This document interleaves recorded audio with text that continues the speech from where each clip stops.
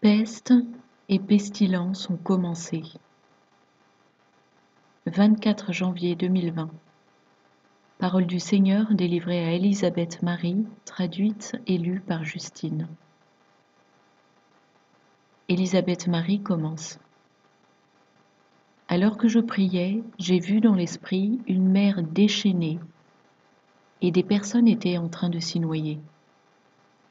Ça ressemblait à une toile à l'huile d'un grand artiste avec des gris, des bruns et des noirs remplissant la toile sombre et orageuse. Sur la gauche de ce tableau vivant, il y avait un grand rocher plat sur lequel se tenait Jésus. Je l'ai vu se pencher du rocher et tirer des gens hors de l'eau.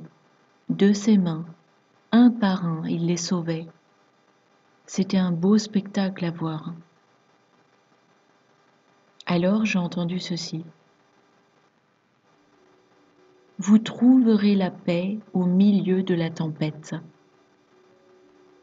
En cette heure, je vais en tirer un grand nombre des eaux tempétueuses et les placer fermement sur le rocher.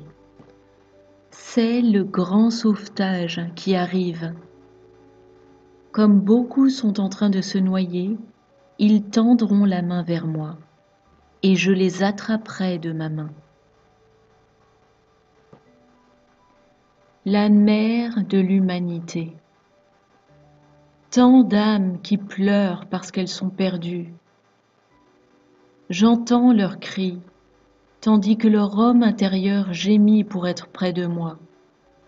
Mais ils ne l'entendent pas physiquement. Leur esprit, leur corps et leur âme sont déconnectés les uns des autres, de sorte qu'ils n'entendent même pas les cris de leur propre âme. Élisabeth Marie a alors interrogé le Seigneur sur le nouveau virus, le coronavirus en Chine. Le Seigneur lui a répondu « Priez comme jamais auparavant, de façon à ce que ce virus soit stoppé, arrêté et définitivement jugulé. J'ai le pouvoir sur toute chose, et j'entendrai si mon peuple prie. L'ennemi a des plans élaborés pour éliminer le plus de personnes possible. C'est son plus grand désir.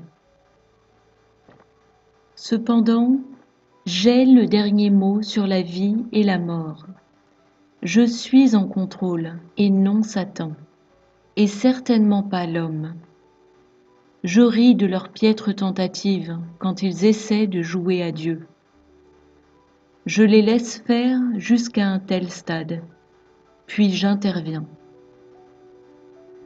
Ne désespérez pas et n'abandonnez pas, car je suis toujours avec vous. Je ne suis qu'à une prière de distance. Les choses ne sont jamais comme elles en ont l'air.